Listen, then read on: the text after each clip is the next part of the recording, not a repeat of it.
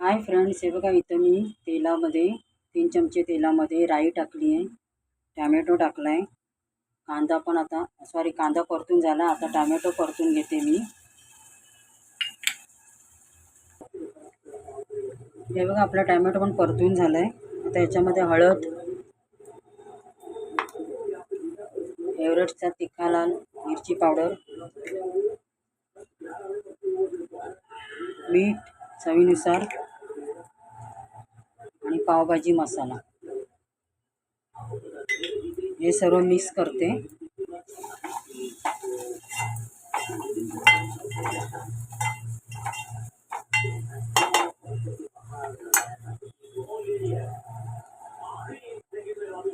आणि यामध्ये मी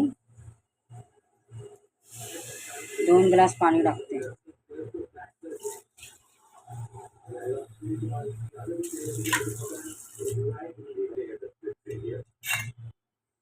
हे बघा 2 ग्लास पाणी टाकलंय मी।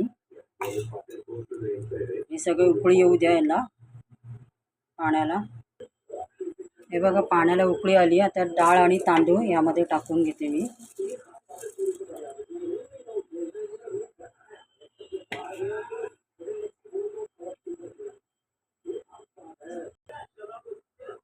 बघा यामध्ये मी बटाटे पण टाकते।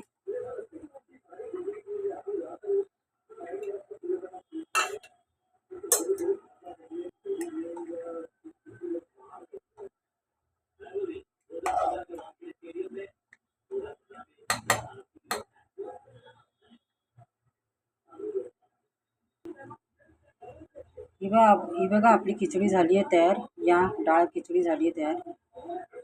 5 मिनटं मी वाफवून घेतली मी। चला तर बाय, शेअर करा, सबस्क्राईब करा।